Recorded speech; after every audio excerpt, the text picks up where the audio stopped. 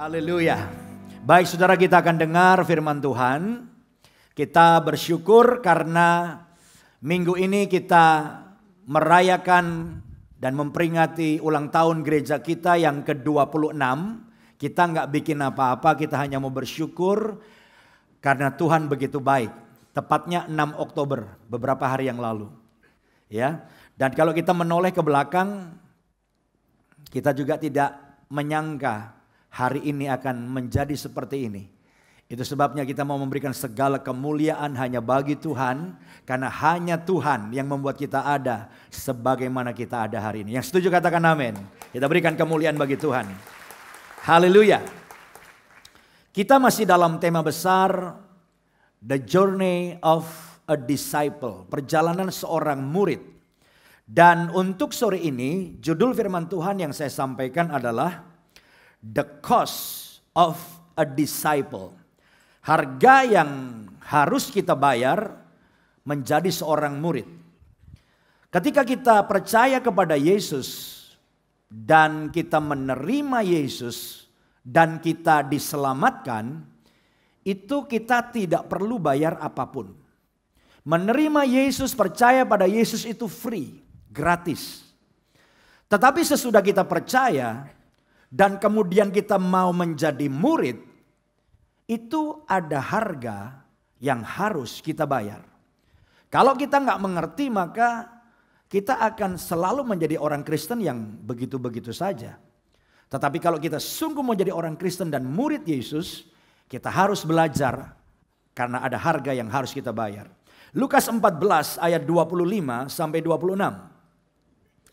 Saya akan bacakan saudara-saudara ayat ini. Pada suatu kali banyak orang berduyun-duyun mengikuti Yesus dalam perjalanannya. Berhenti dulu. Saya ingin kita memahami apa yang diinformasikan oleh ayat tadi. Bahwa ketika Yesus berjalan itu ternyata nggak sendirian. Ketika Yesus berjalan orang banyak ikut Yesus. Memang pada waktu itu Yesus sudah menjadi seorang guru dan pengkhotbah yang sangat terkenal. Karena kalau pengkhotbah lain khotbah orang ngantuk, orang tidur. Kalau Yesus yang khotbah, orang lupa makan. Saking menariknya khotbah Yesus. Di samping itu orang banyak ikut Yesus karena Yesus membuat banyak mujizat. Mereka melihat orang buta disembuhkan dan bisa melihat, orang lumpuh berjalan, orang tuli mendengar. Bahkan orang mati dibangkitkan. Wow, tambah banyak orang ikut Yesus. Siapa tahu dapat mujizat. Kemudian mereka juga mendengar bahwa ternyata Yesus memberi makan gratis. Ketika 5.000 orang kumpul, belum perempuan, itu hanya pria, belum perempuan dan anak-anak. Yesus memberi makan mereka semuanya. Dengan mujizat lewat 5 roti dan 2 ikan. Wah, tambah banyak yang ikut. Mereka ikut dengan berbagai macam alasan. Karena lihat mujizat, karena mau makan gratis, karena memang suka sama khotbah Yesus. Pada titik itulah, dalam ayat 26, Yesus membuat garis pemisah yang jelas. Yesus mau membagi pengikutnya dalam 2 golongan. Apakah mereka hanya penggemar atau betul-betul mau jadi murid? Jadi Yesus bikin garis di situ. Nah, mari kita lanjutkan pembacaan kita tadi. Ini yang Yesus sampaikan kepada orang-orang yang ikut dia. Sambil berpaling, Yesus berkata kepada mereka, "Jikalau seorang datang kepadaku dan ia tidak membenci bapaknya, ibunya, istrinya, anak-anaknya, saudara-saudaranya laki-laki atau perempuan, bahkan nyawanya sendiri," baca sama-sama, "ia tidak dapat menjadi muridku." Yesus mau bilang, kamu pikir jadi muridku gampang? Gak gampang. Kamu kalau gak benci bapakmu, kalau kamu gak membenci ibumu, kalau kamu gak membenci suami, istri, anak-anakmu, kalau kamu gak membenci mereka, kamu gak bisa jadi murid. Kaget mereka semua. Sebab pernyataan Yesus betul-betul membuat mereka tersentak, saudaraku. Wow, betapa sulitnya. Tetapi saya ingin saudara tidak salah paham, karena dalam terjemahan Alkitab bahasa sehari-hari, kata membenci itu diterjemahkan dengan kata lebih mengasihi. Kalau kamu lebih mengasihi ayahmu, kalau kamu lebih mengasihi ibumu, kalau kamu lebih mengasihi suamimu, istrimu, lebih mengasihi anak-anakmu dibanding Yesus, kamu gak bisa jadi murid.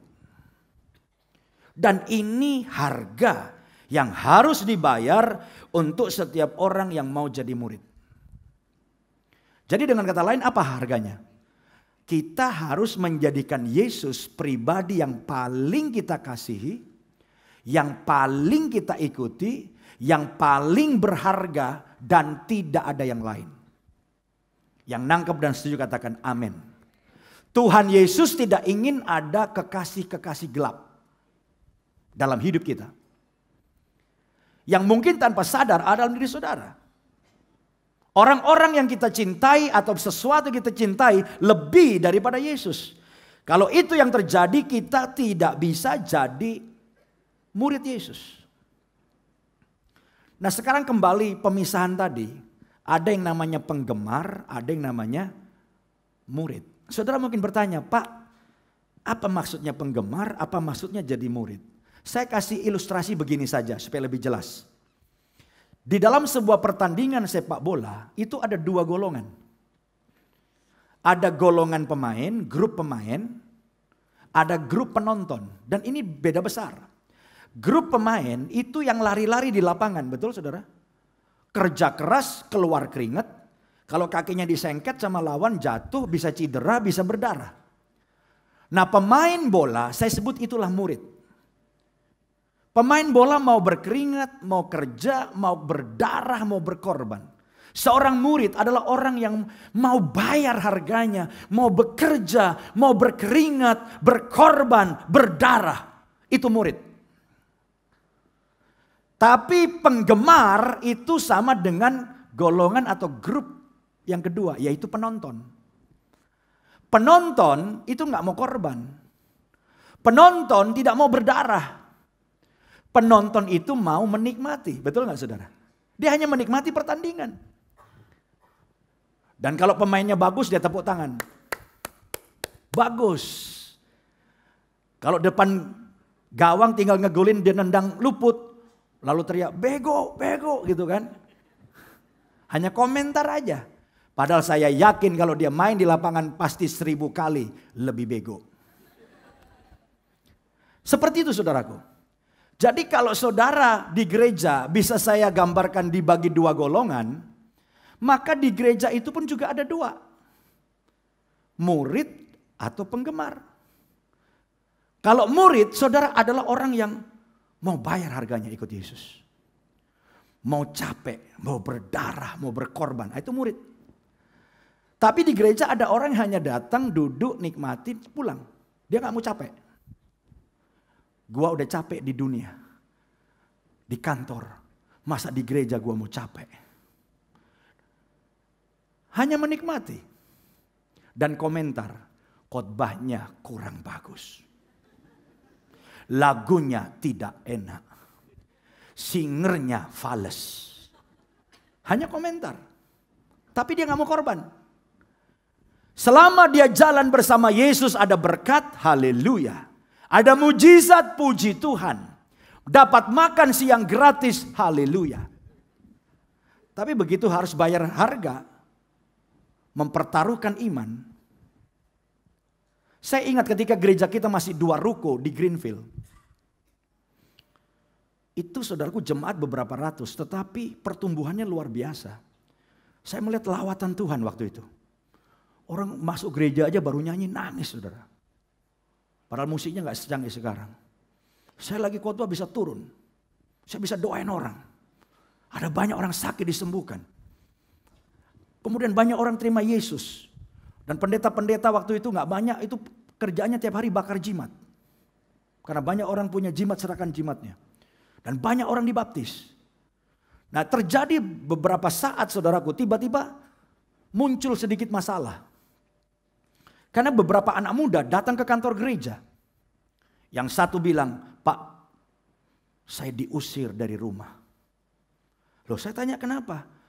Karena waktu saya baptis terima Yesus, orang tua saya nggak tahu. Tapi sesudah saya dibaptis, orang tua saya tahu, ada laporan. Ayah saya begitu marah. Dan ayah saya bilang, "Kamu pilih. Kalau kamu mau tetap tinggal di rumah ini, tinggalkan Yesus. Dan jangan pernah ke gereja. Tapi kalau kamu tetap ikut Yesus, tetap pergi ke gereja, keluar dari rumah ini dan jangan pernah pulang." Ujung-ujungnya kan gereja yang mesti cariin tempat, saudara. Tapi ini anak nekat-nekat, saudara. Mereka bilang, "Saya cinta orang tua, saya hormat orang tua. Tapi saya lebih hormat dan mengasihi Yesus." Nah, ini yang dimaksud. Harus berani bayar harga. Apakah kita diajar menghormati orang tua? Iya. Cinta orang tua? Iya. Mengabdi pada orang tua? Iya. Tapi begitu ada harus memilih antara Yesus atau orang tua, maka murid akan memilih apa? Yesus. Kalau kamu tidak membenci orang tuamu, ayahmu, ibumu, atau kamu lebih mengasihi ayahmu atau ibumu, kamu gak bisa jadi muridku. Ada harga yang harus dibayar. Nah, sore ini saya akan membantu saudara untuk bisa menilai saudara penggemar atau murid. Ada 4 pertanyaan yang akan saya ajukan. Dan pertanyaan-pertanyaan ini adalah untuk mendeteksi Yesus sudah nomor 1 atau ada pesaingnya. Kalau Yesus nomor 1 jawabannya, maka saudara murid. Tapi kalau ada pesaingnya, bukan Yesus tapi yang lain yang lebih penting, saudara masih jadi penggemar, bukan murid.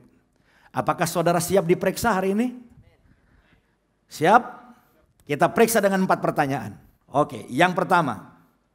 Pertanyaan yang pertama. Sebagian besar uang Anda dihabiskan untuk apa? Kaget kan pertanyaan pertama? Kok tiba-tiba ngomongin duit gua? Apa urusannya dengan jadi murid? Saya ingin katakan, uang itu sesuatu yang sangat luar biasa, powerful. Uang itu, saudaraku, bisa membuat seseorang itu lupa daratan. Bisa membuat suami istri cerai. Sehingga menurut data dan hasil survei, penyebab perceraian terbesar di dunia bukan perselingkuhan. Tetapi masalah apa? Uang. Gara-gara uang, kakak beradik bisa berkata mulai hari ini kita bukan saudara. Gara-gara uang saudara bisa berantem, bunuh-bunuhan. Karena uang ini begitu powerful, maka di mana ada uang saudara, di situ hati saudara. Matius pasal 6 ayat 21, perhatikan saya bacakan. Karena di mana hartamu berada, baca sama-sama, di situ juga hatimu berada. Kalau saudara pergi ke gereja lupa tutup brankas saudara yang isinya berlian sama uang dolar segepok, saya yakin saudara dengar khotbah saya tidak konsentrasi. Gimana duit gua, duit gua, duit gua. Bubar kebaktian, kalau perlu belum bubar langsung ngibrit duluan, pulang periksa masih ada nggak tuh barang. Karena hartamu itu hatimu. Jadi kalau saudara belanjakan uang saudara, ya tentu kebutuhan yang primer duluan. Tapi sisanya ini paling banyak buat apa? Itu menentukan hatimu di mana. Dan ternyata di dalam Alkitab Yesus berbicara tentang uang lebih banyak dibandingkan topik lain. Dan Yesus berkata bahwa kita tidak bisa mengabdi kepada dua tuan. Bos dalam hidup kita tuh harus satu, Yesus. Nggak bisa mengabdi kepada dua tuan. Sekarang kita lompat ayat 24, tadi 21 sekarang ayat 24, Matius 6 pasalnya sama. Tak seorang pun, kata Yesus, dapat mengabdi kepada dua tuan. Karena jika demikian, ia akan membenci yang seorang dan mengasihi yang lain. Atau ia akan setia kepada yang seorang dan tidak mengindahkan yang lain. Kalimat terakhir kita baca dengan keras bersama-sama. Kamu tidak dapat mengabdi kepada Allah dan kepada Mamon. Kenapa Yesus bilang, kamu gak bisa ngabdi pada dua tuan? Dan rival yang Yesus sebutkan antara Allah itu bukan rumah. Allah bukan sama makanan. Tapi Allah dengan Mamon atau uang. Karena rival terbesar Allah adalah uang. Itu sebabnya coba renungkan. Saudara kalau punya uang lebih itu ya. Paling banyak dipakai untuk apa? Lihat kredit card saudara tagihannya atau rekening bank saudara kalau bisa kelihatan keluar. Kalau tas, sepatu. Ya itu di situ hati saudara. Kalau makan, restoran semua nggak ada yang lain. Ah itulah tuanmu, makanan. Tapi kalau saudara nggak ada dikit pun untuk Tuhan, untuk Yesus.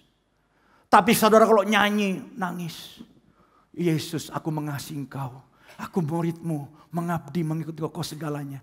Dibilang mengasihi tapi nggak ada aliran dana. Nggak mungkin. Coba sekarang saudara lagi pacaran.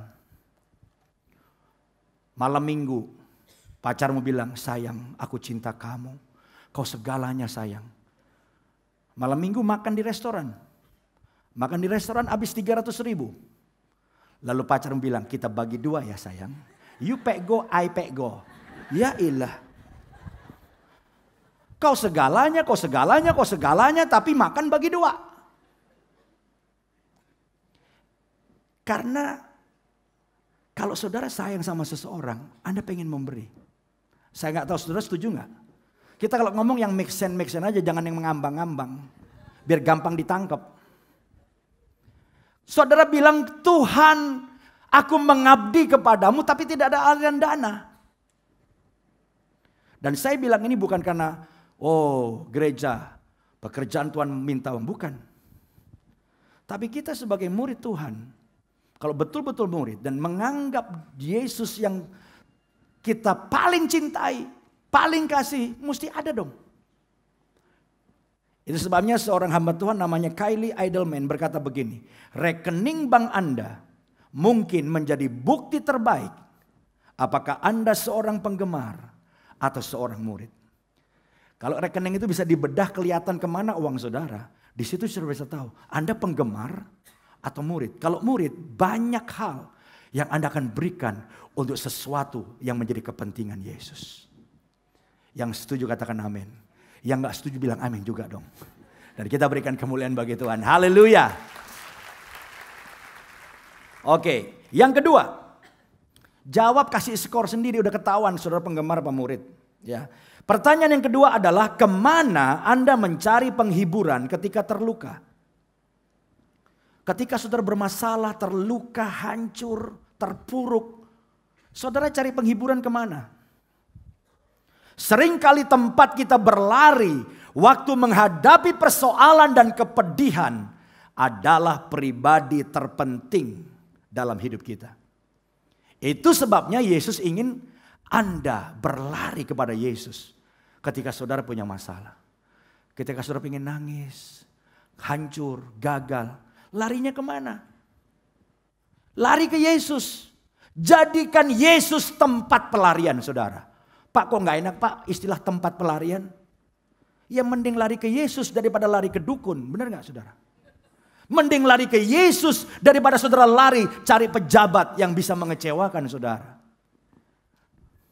Itu sebabnya Yesus berkata dalam Matius 11 ayat 28. Marilah kepadaku semua yang letih, lesu dan berbeban berat. Aku akan memberi kelegaan kepadamu. Yesus ingin kita lari padanya. Bukan lari ke tempat lain, bukan lari kepada narkoba, bukan lari kepada minuman keras, bukan lari kepada nightclub, bukan lari kemanapun. Lari pada Yesus, karena dia pribadi terpenting dalam hidup saudara. Tidak salah mencari penghiburan pada orang tua. Tidak salah mencari penghiburan pada pasangan, pertolongan pada teman dekat. Tetapi jika reaksi pertama kita terhadap penderitaan adalah lari kepada yang lain dan bukan kepada Yesus, itu berarti bahwa Yesus bukan yang terpenting dalam hidup kita. Saya ingat satu kali ada seorang anak kecil yang baru masuk sekolah, mungkin playgroup kali ya, yang baru itu. Setiap hari dia masuk sekolah diantar sama maminya. Maminya juga masih muda, anaknya juga masih kecil.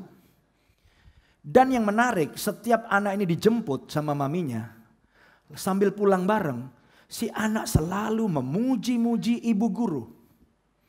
Mami, tadi bajunya ibu guru keren, mami. Besoknya dijemput lagi pulang, anak ini bilang, mami, tadi rambutnya ibu guru cakep, mami. Besoknya lagi dijemput, si anak ini bilang, mami, tadi ibu guru di sekolah ceritanya bagus sekali. Ibu guru pinter cerita. Lama-lama si mami kesel. Ini gua punya rival sekarang. Punya apa saudara? Rival. Ini anak punya idola baru. Satu kali ketika si mami muda ini menjemput anaknya. Anaknya belum mau pulang. Mi, aku main ayunan dulu, main ayunan. Rupanya ibu guru melihat, itu mami dari anak yang dia sering ajarkan. Lalu mendekat, ngobrol mereka. Lagi ngobrol asik, mereka kurang perhatian, ini anak ayunannya makin tinggi. Akhirnya jatuh dia. Begitu jatuh, sakit, luka. Nangis nih anak. Ini anak nangis luar biasa saking sakitnya, berdirinya pelan-pelan. Dua orang mami dan ibu guru kaget, bengong. Ini anak kemudian sambil nangis dia lari menghambur ke arah dua wanita, mami dan ibu guru. Saya mau tanya sama saudara, ini anak larinya kemana? Mikir dulu, jangan langsung jawab. Larinya kemana saudara? Sebetulnya jawaban apapun gak ada yang salah. Kan kita gak bisa tahu pikiran anak ini. Tapi intinya waktu saya baca ternyata anak ini larinya kemana? Dia lari ke maminya. Dia betul suka sama ibu guru. Dia cukup mengidolakan. Tapi hubungan anak dan mami yang tiap hari mencintai anaknya. Tidak ada yang bisa menggantikan maminya. Enggak salah punya teman dekat, enggak salah saudara punya orang-orang yang saudara kagumi. Tapi tidak boleh melebihi kita mengidolakan Yesus. Tidak boleh siapapun lebih penting dari Yesus. Karena syarat untuk menjadi murid Yesus harganya adalah Yesus harus menjadi yang paling penting. Larilah pada Yesus ketika saudara terluka. Larilah pada Yesus ketika saudara dalam masalah. Larilah pada Yesus ketika ada problem. Itu berarti Yesus yang terpenting dalam hidup saudara. Kalau enggak, Anda penggemar. Bikin skor lagi. Ya. Yang setuju katakan amin. Kita berikan kemuliaan bagi Tuhan. Haleluya.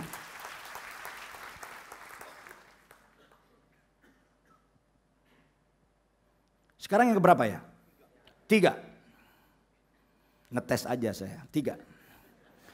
Pertanyaan yang ketiga adalah, apa yang paling mengecewakan dan membuat Anda frustrasi? Apa yang paling mengecewakan Anda? Ketika kita diliputi oleh kekecewaan, seringkali itu berbicara tentang sesuatu yang menjadi sangat penting dalam hidup kita. Ketika kita kecewa dengan pekerjaan kita, pekerjaan itulah yang sangat penting. Ketika kita sangat kecewa ketika kita main bulu tangkis, badminton atau bulu tangkis sama. Lalu kita kalah dalam pertandingan itu dan kita 3 hari 3 malam tidak bisa tidur. Saya pastikan bahwa saudara pemain bulu tangkis internasional.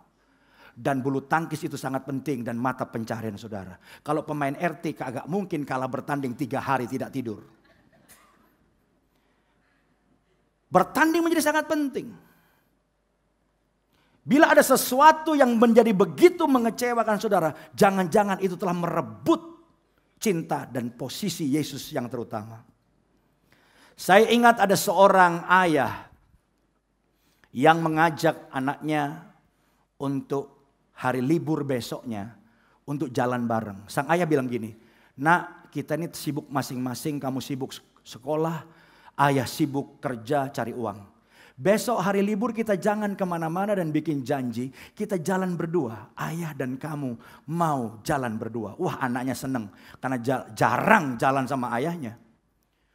Udah siap-siap karena ayahnya ngajak jalan berdua sambil mancing. Jadi malam itu dia siapkan alat-alat pancing. Jadi pagi-pagi si anak sudah taruh semua di mobil dan langsung pagi itu mereka berangkat ke sebuah danau di luar kota, nggak terlalu jauh, danaunya bagus, suasananya indah, airnya tenang, ikannya banyak.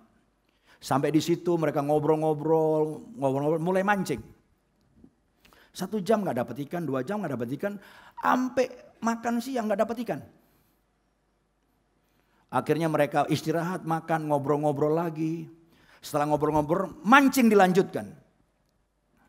Tapi juga nggak dapat ikan, sampai waktunya pulang nggak dapat ikan. Mungkin ikannya pada puasa kali, saudaraku. Jadi nggak ada yang makan umpannya. Pada waktu membereskan alat-alat, sang ayah ini bilang gini, "Dasar kita sial. Bayangkan betapa sialnya kita, karena kita seharian nggak dapat ikan." Setelah beres, alat dimasukkan mobil, mereka jalan pulang. Di tengah jalan setengah jam kemudian, kenapa ya kita nggak dapat ikan? Begitu sialnya kita. Begitu bodohnya kita. Udah setengah jam lagi ngomong lagi. "Saya begitu kecewa hari ini karena nggak dapat ikan." Saudara tahu apa reaksi anaknya? Anaknya diam sedih. Saudara tahu kenapa anaknya sedih? Karena anaknya kemudian mengambil kesimpulan bahwa bagi sang ayah yang terpenting adalah apa? Ikan. Sebetulnya yang mau dicapai mereka berdua apa? Ngobrol kan, hubungan. Udah lama gak ngumpul, saking sibuknya masing-masing. Ikan tuh sebetulnya hanya bonus. Dapat ikan haleluya, gak dapat ikan kagak apa-apa. Yang penting ayah dan anak ngobrol, betul gak saudara? Tapi kekecewaan yang diulang-ulang, disebutkan berulang-ulang, akhirnya menimbulkan keyakinan dalam diri anak itu bahwa yang paling penting buat ayahnya adalah ikan. Sebuah quote yang saya kutip berkata begini, "Rasa kecewa yang berlebihan dan frustrasi yang terus menerus dapat menunjukkan kerinduan hati Anda yang sesungguhnya pada hal yang telah membuat Anda kecewa atau frustrasi." Saya usul saudara, coba tanyakan pada teman dekat atau pasangan saudara, apa yang membuat saudara begitu kecewa? Nanyanya jangan sekarang, berisik. Ya, nanti aja kalau pulang. Ya. Coba tanya sama teman dekat, sama keluarga, apa yang sering membuat Anda kecewa dan frustrasi? Kalau saudara ngomong sama teman saudara itu, nanti dapat feedbacknya. "Lu ini tahu nggak? Tiap hari ngomongin soal rumah. Rumah kamu kekecilan lah, rumah kamu berantakan lah, rumah kamu sudah jelek lah." Nah kalau kita kecewa terus ngomongin rumah, artinya yang paling penting apa? Rumah. Kalau saudara punya teman dekat tanya, "Gua sering kecewa tentang apa?" "Lu tiap hari ngomongin mobil. Mobil lu katanya jelek lah, jalannya udah miring lah. Shock breakernya udah mati lah." Kalau saudara punya teman yang sering ngomongin mobil, artinya yang paling penting bagi orang itu apa? Mobil. Udah pasti. Jadi saudara-saudara, apa yang membuat saudara paling kecewa? Itu seringkali rival Yesus. Termasuk saya pun kadang-kadang terjebak. Saya seringkali kecewa bukan karena takut atau kecewa ketika saya merasa saya tidak menyenangkan Tuhan. Dan yang tahu istri saya. "Kamu tuh ngomongin gagal lah, pekerjaan Tuhan begini, begini tidak se-excellent yang kamu mau. Jadi fokus kita kepada result, hasil pelayanan. Dan itu pun Tuhan gak suka. Karena sebenarnya yang penting buat saya sebagai hamba Tuhan, yang nomor satu adalah apakah Tuhan senang dengan pelayanan saya. Bisa nangkap saudara? Itu yang paling penting. Tapi kadang-kadang kita terjebak. Ini gimana nih? Kok gak maju-maju nih? Ini gimana nih? Kok berantakan nih? Ada banyak acara yang saya sengaja datang tiba-tiba saya melihat acara gereja. Dan saya pulang saya bilang saya jengkel. Kenapa ya ini orang kerjanya gak benar. Bukannya salah sih. Tapi kalau berlebihan kita kecewa. Itu menunjukkan bahwa yang terpenting bagi saya adalah pekerjaan Tuhan. Bukan Tuhan. Dan saya harus bertobat dan saya berkata Tuhan. Gak penting. Apakah ini sesuatu yang akan hebat dalam pelayanan. Tapi yang penting aku menyenangkan hatimu. Karena Yesus nomor satu. Yang setuju katakan amin. Kita berikan kemuliaan bagi Tuhan. Haleluya. Yang keempat, yang terakhir. Apa yang membuat Anda sangat bersemangat? Ini sama sebetulnya dengan nomor 3, cuma kebalikannya. Sebab sesuatu yang paling membuat saudara bersemangat itu yang paling penting. Ada seorang pendeta yang terkenal, jemaatnya 30.000 orang. Satu kali di rumah dia nonton televisi, nonton siaran langsung sepak bola Liga Inggris. Dia ditemani anaknya yang umur 12 tahun, dua-duanya hobi bola. Selama menonton bola itu saudaraku, jadi si pendeta suka teriak, weh gitu ya. Kalau digiring udah mau nendang masuk gol, weh gitu. Kalau gol bisa berdiri, weh gitu. Selesai, singkat cerita pertandingan selesai. Ini anaknya yang umur 12 tahun tiba-tiba nyeletuk bilang gini. Ayah, aku udah lihat kamu khotbah di depan ribuan orang. Oke, kata ayahnya. Kenapa, Mang? Aku sudah lihat ayah membaptis ratusan orang. Tapi belum pernah aku lihat ayah sesemangat nonton bola tadi. Bisa nangkap maksudnya saudaraku? Hamba Tuhan aja kadang-kadang lebih semangat nonton bola dibanding baptis orang. Dan itu bisa terjadi karena apa? Karena kadang-kadang pelayanan yang rutin itu menggerus gairah kita. Saudara ingat ketika pertama kali bertobat. Wah, nungguin hari Minggu. Saya masih ingat waktu saya bertobat. Waktu saya dipenuhi Roh Kudus. Wah. Begitu kelar Minggu, kapan Minggu lagi? Ya kan? Sekarang beda. Kok udah Minggu? Mesti khotbah lagi dong, kan gitu. Saudara pun sama nih yang pakai jas semua nih. Waktu dulu pertama kali pelayanan. Kalau ibadah jam 5, Pak Irawan mesti datang jam berapa pengurus? Jam 4. Catat tuh ya. Kalau ibadah jam 5, datangnya pengurus jam berapa? Pelayan 4. Ingat waktu pertama kali pelayanan? Disuruh datang jam 4, datangnya jam 3. Rapi, udah pakai dasi, wangi, rambut, lalat nempel kepleset.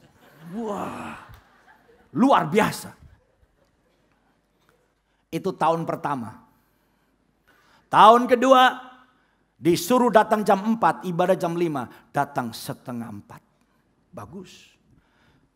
Tahun ketiga pas diminta jam 4, jam 4. Setelah 5 tahun datangnya jam 5 kurang 1 menit. Jujur aja saudaraku. Seringkali saudara-saudara ketika orang baru dalam tim pelayanan lebih rajin, lebih semangat. Sering diomongin sama yang lama. Itu yang baru hebat loh. Kita suruh datang jam 4, datangnya 4 lewat loh. Dia jam 3 udah datang. Temennya orang lama juga kata, biasa pelayan baru. Lama-lama kayak kita juga, katanya gitu saudaraku. Lama-lama kayak kita juga katanya. Bukannya bertobat. Biasa orang baru begitu, pelayan Tuhan baru gitu. Suruh doa ngikut, puasa ngikut, lama-lama kayak kita juga. Pertanyaan saya, apakah pelayanan masih bergairah? Apa menjadi sesuatu beban, udah dijadwal. Atau masih ada getar-getar gairah. Kayak pertama kali pacaran, mau ketemu gairah. Sebab apa yang paling membuat Anda bergairah dan bersemangat? Itu menentukan apakah Anda murid. Kita kalau udah lama jadi Kristen, doa, malas baca Alkitab, malas ke gereja, malas pelayanan, malas. Nggak ada gairah. Itu sebabnya, ini ayat terakhir, tadi sudah 24, sekarang 28 sampai 30. Yesus kasih perumpamaan, orang bangun rumah aja ngitung biayanya. Apalagi orang ikut aku, harus hitung biayanya. Ayat 28 sampai 30. Sebab siapakah di antara kamu yang kalau mau mendirikan sebuah menara, tidak duduk dahulu membuat anggaran biayanya. Kalau cukup uangnya untuk menyelesaikan pekerjaan itu, orang bangun menara aja suruh duduk dulu ngitung biayanya. Jangan sampai baru pondasi duitnya udah habis. Supaya jikalau ia sudah meletakkan dasarnya dan tidak dapat menyelesaikannya, jangan-jangan semua orang yang melihatnya mengejek dia sambil berkata, orang itu mulai mendirikan tetapi ia tidak sanggup menyelesaikannya. Jadi Yesus pun mau berkata, kamu mau ikut aku? Ingat, tidak selalu mudah. Kalau kamu ikut aku hanya karena mujizat, satu hari kamu bisa kabur loh. Kalau kamu ikut aku karena hanya mau menikmati semua berkatnya dan tidak hitung biayanya, kamu bisa tinggalkan aku. Saudara nanti akan diperhadapkan kalau menjadi murid dan mau bayar harganya. Gara-gara pilih Yesus, Anda bisa kehilangan orderan. Kalau lu mau tinggalin Yesus, pindah iman, gua angkat lu jadi dirut, dapat jabatan. Mau? Kalau lu mau tinggalkan Yesus, gua kasih orderan lebih banyak. Mulai goyang kan? Seorang pemimpin gereja di Rumania di era komunis namanya John Oros. Dia bilang gini, sangat baik Anda merenungkan ulang sebelum mengambil keputusan untuk mengikut Yesus. Karena Anda bisa kehilangan pekerjaan. Pada zaman itu, hari itu dibaptis, besok bisa dipecat. Hari ini dibaptis, Anda kehilangan jabatan. Juga teman-teman. Begitu hari itu dibaptis, besok teman-teman gak mau kumpul sama saudara. Ini biang penyakit. Kumpul sama dia susah gua. Ada yang pacaran di sini? Yang tidak seiman? Dengar nih ya. Saudara akan diperhadapkan pada pilihan. Saudara punya pacar ganteng, konglomerat. Kalau saudara kawin sama dia udah janji 10 tas Hermes tangan kiri, 10 tas Hermes tangan kanan. 20 berlian, 10 jari tangan dan kaki. Bayangin coba. Rumah akan dibangun besar. Kolam renang pun Olympic size. Gila gak? Dan saking besarnya rumah dan tingginya rumah akan dibangun lift dan eskalator. Kamarnya 25. Mobil Mercy 10. Pembantu 25 juga. Tapi Kokoh bilang gini. Sama Ling, ya. Ling, Kokoh sayang sama Ling. Kita sudah pacaran 2-3 tahun, kita married. Cuma ada satu Kokoh minta. Kalau married, kita harus cocok keyakinan. Tolong tinggalkan Yesus. Nggak boleh ikut Yesus. Saya tanya sama Ling di sini nih.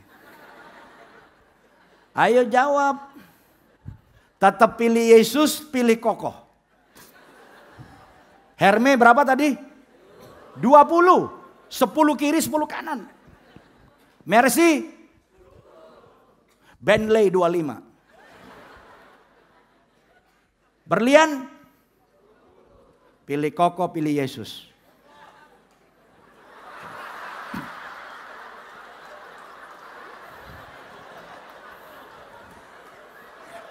Kayaknya yang teriak kokoh cowok tuh. Hati-hati, cinta sejenis lebih besar kuasanya dan kekuatannya.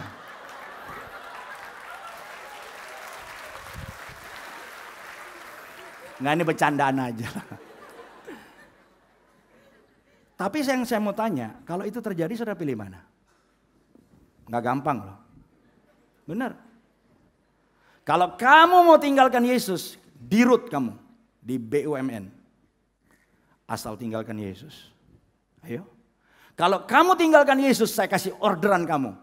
Pasti orderan tiap bulan 100 M. Order bukan laba, order. Tapi setiap bulan 100 M. Goyang. Kecuali engkau bilang, Tuhan, aku mengasihimu.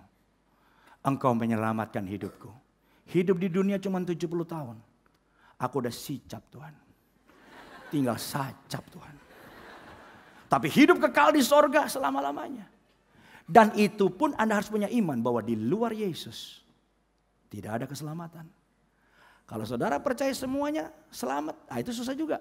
Tergantung iman saudara. Tapi Yesus bilang setiap orang yang mau menjadi muridku, dia harus lebih mengasihi aku dibanding semua yang lain. Yang setuju katakan amin. Akhirnya saya mau tutup. Pemain musik bisa naik ke atas sambil saudara dengar dan merenungkan kalimat-kalimat terakhir.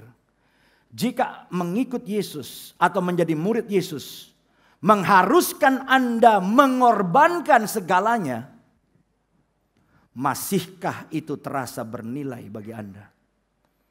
Kalau ikut Yesus jadi murid Yesus artinya Anda harus meninggalkan dan mengalami banyak kehilangan kesempatan. Anda masih anggap itu worth it gak ikut Yesus? Hanya kalau Anda percaya dia sudah mati buat saudara dan berikan hidupnya buat kita. Kita bisa berkata, mengikut Yesus keputusanku. Salib di muka, dunia di belakang. Aku tetap ikut Yesus. Siapa yang mau jadi murid Yesus? Angkat tangan. Saudara ngerti pertanyaan saya enggak? Ini banyak banget nih. Saking banyaknya saya ragu-ragu nih. Artinya harus bayar harganya loh. Amin. Termasuk kehilangan pacar konglomerat. 20 Hermes. Dan lain sebagainya. Anda kehilangan jabatan. Anda bisa kehilangan kesempatan. Saya ulang lagi. Siapa yang mau bayar harganya dan tetap jadi murid Yesus? Angkat tangan. Wah keren ini. Ini NDC baru ini NDC ini.